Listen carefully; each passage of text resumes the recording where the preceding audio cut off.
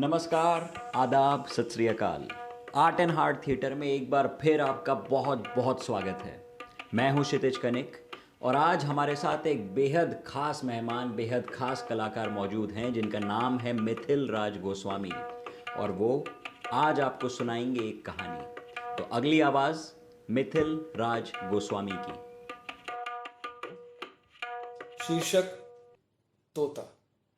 लेखक रविंद्रनाथ टैगोर। एक था तोता। वो बड़ा मूर्ख था। गाता तो था पर शास्त्र नहीं पढ़ता था। उछलता था, फुदकता था, उड़ता था, पर यह नहीं जानता था कि कायदा कानून किसे कहते हैं। राजा बोले, ऐसा तोता किस काम का? इससे लाभ तो कोई नहीं, हानि जरूर है। जंगल के फल खा जाता है, जिससे राजा मंडी के फल बाजार में टोटा पड़ जाता है। मंत्री को बुलाकर कहा, इस तोते को शिक्षा दो। तोते को शिक्षा देने का काम राजा के भांजे को मिला। पंडितों की बैठक हुई। विषय था उक्त जीव की अविद्या का कारण क्या है। बड़ा गहरा विचार हुआ। सिद्धांत ठहरा, तोता अपना घोंसला साधारण खरपात से बनाता है। ऐसे आवास में विद्या नहीं आती। इसलिए सबसे पहले तो आवश्यक है कि इसके लिए कोई बढ़िया सा पिंजरा बना दिया जाए। राज पंडितों को दक्षिणा मिली और वे प्रसन्न होकर अपने अपने घर गए। सुनार बुलाया गया। वो सोने का पिंजरा तैयार करने में जुट पड़ा। पिंजरा ऐसा अनोखा बना कि उसे देखने के लिए देश विदेश के लोग टूट पड़े। कोई कहता शिक्षा की तो अति हो गई, कोई कहता शिक्षा ना भी हो तो क्या, पिंजरा तो बना, इस तोते का भी क्या नसीब है। सुनार को थैलियां भर भर कर इनाम मिला। वो उसी घड़ी अपने घर की ओर रवाना हो गया। पंडित जी तोते को विद्या पढ़ाने बैठे। नस लेकर बोले, ये काम थोड़ी पोथियों का नहीं है। राजा के भांजे ने सुना। उन्होंने उसी समय पोथी लिखने वालों को बुलवाया। पोथियों की नकल होने लगी। नकलों के और नकलों के पहाड़ लग गए। जिसने भी देखा उसने यही कहा, शाबाश, इतनी विद्या के धरने को तो जगह भी नहीं रहेगी। नकल नवीसों को लद्दू बैलों पर लाद लाद कर इनाम दिए गए। वे अपने अपने घर की ओर दौड़ पड़े। उनकी दुनिया में तंगी का नामो निशान भी बाकी ना रहा। दामी पिंजरे की देखरेख में राजा के भांजे बहुत व्यस्त रहने लगे। मरम्मत के काम भी लगे ही रहते। फिर झाड़ू पोछे और पॉलिश की धूम भी मची ही रहती थी। जो ही देखता यही कहता कि उन्नति हो रही है। इन कामों पर अनेक अनेक लोग लगे।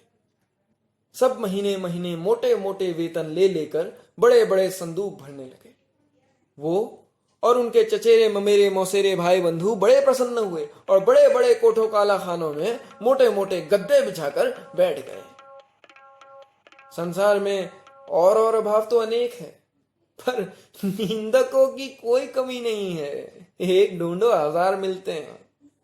वो बोले, पिंजरे की तो उन्नति हो रही है पर तोते की खोज खबर लेने वाला कोई नहीं है। बात राजा के कानों में पड़ी। उन्होंने भांजे को बुलाया और कहा, क्यों भांजे साहब, ये कैसी बातें सुनाई पड़ रही है?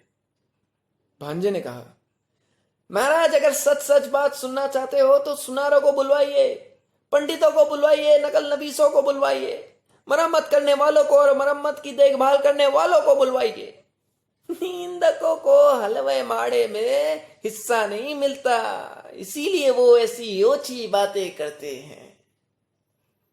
जवाब सुनकर राजा ने पूरे मामले को भली भांति और साफ साफ तौर से समझ लिया। भांजे के गले में तत्काल सोने के हार पहनाए गए। राजा का मन हुआ कि एक बार चलकर अपनी आंखों से ये देखे कि शिक्षा कैसे धूम धड़ाके से और बकटूट तेजी के साथ चल रही है। सो एक दिन वो अपने मुसाहिबों, मूलहग्गों, मित्रों और मंत्रियों के साथ आप ही शिक्षाशाला में आधम के। उनके पहुंचते ही ढ्योड़ी के पास शंख घड़ियाल, ढोल तासे, खुर्दक नगाड़े, तूरिया, भेरिया, दमामे, कासे, बांसुरिया, झाल, करताल, मृदंग, जगजंप आदि आदि आप ही आप बज उठे पंडित गले फाड़ फाड़ कर और बूटियां फड़का फड़का कर मंत्र पाठ करने लगे। मिस्त्री, मजदूर, सुनार, नकल नवीस, देखभाल करने वाले और उन सभी के ममेरे फुफेरे चचेरे मौसेरे भाई जय जयकार करने लगे। भांजा बोला, महाराज देख रहे हैं ना।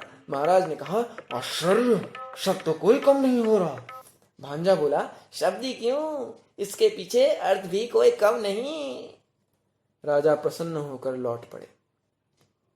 ड्योढ़ी को पार करके हाथी पर सवार होने ही वाले थे कि पास के झुरमुट में छिपा बैठा निंदक बोल उठा, महाराज आपने तोते को देखा भी है। राजा चौंके, बोले, अरे हाँ, ये तो मैं बिल्कुल भूल ही गया था, तोते को तो देखा ही नहीं। लौटकर पंडित से बोले, मुझे ये देखना है कि तोते को तुम पढ़ाते किस ढंग से हो। पढ़ाने का ढंग उन्हें दिखाया गया। देखकर उनकी खुशी का ठिकाना ना रहा। पढ़ाने का ढंग तोते की तुलना में इतना बड़ा था कि तोता दिखाई ही नहीं पड़ता था। राजा ने सोचा, अब तोते को देखने की जरूरत ही क्या है, उसे देखे बिना भी काम चल सकता है। राजा ने इतना तो अच्छी तरह समझ लिया था कि बंदोबस्त में कभी कहीं कोई भूल चूक नहीं है। पिंजरे में दाना पानी तो नहीं था, थी सिर्फ शिक्षा। यानी ढेर की ढेर पोथियों के ढेर पन्ने फाड़ फाड़ कर कलम की नोक से तोते के मुंह में घुसेड़े जाते थे। गाना तो बंद हो ही गया था। चीरने चिल्लाने के लिए भी कोई गुंजाइश नहीं छोड़ी गई थी। तोते का मुंह ठसाठस भरकर बिल्कुल बंद हो गया था। देखने वाले के रोंगटे खड़े हो जाते। अब दोबारा जब राजा हाथी पर चढ़ने लगे तो उन्होंने कान उमेठू सरदार को ताकीद कर दी, ए निंदक के कान जरा अच्छी तरह उमेठ देना। तोता दिन पर दिन भद्र रीति के अनुसार अधमरा होता गया। अभिभावकों ने समझा कि प्रगति काफी आशाजनक हो रही है। फिर भी पक्षी स्वभाव के एक स्वाभाविक दोष से तोते का पिंड अब भी छूट नहीं पाया था। सुबह होते ही वो उजाले की ओर टुकुर टुकुर निहारने लगता था और बड़ी ही अन्याय भरी रीति से अपने डैने फड़फड़ाने लगता था। इतना ही नहीं, किसी किसी दिन तो ऐसा भी देखा गया कि वो अपनी रोगी चोंचों से पिंजरे की सलाखें काटने में जुटा हुआ है। कोतवाल कर जा, ये कैसी बेअदबी है। फौरन लोहार हाजिर हुआ, आग भाती और हथौड़ा लेकर। ये धमाधम लोहा पिटाई हुई कि कुछ ना पूछिए। लोहे की सांकल तैयार की गई और तोते के डैने भी काट दिए गए। राजा के संबंधियों ने हाड़ी जैसी मुंह लटकाकर और सिर हिला हिला कर कहा, इस राज्य के पक्षी सिर्फ बेवकूफ ही नहीं, नमक हराम भी है। और तब पंडितों ने एक हाथ में कलम और दूसरे हाथ में बरछा ले लेकर वो कांड रचाया जिसे शिक्षा कहते हैं। लुहार की लुसार बेहद फैल गई और लुहारिन के अंगों पर सोने के गहने शोभने लगे। और कोतवाल की चतुराई देखकर राजा ने उसे सिरोपा अता किया। तोता मर गया। कब मरा इसका निश्चय कोई भी नहीं कर सकता। कमबख्त निंदक ने अफवाह फैलाई कि तोता मर गया। राजा ने भांजे को बुलाया और कहा, भांजे साहब, ये कैसी बातें सुनी जा रही है। भांजे ने कहा, महाराज, तोते की शिक्षा पूरी हो गई है। राजा ने पूछा, अब भी उछलता फुदकता है।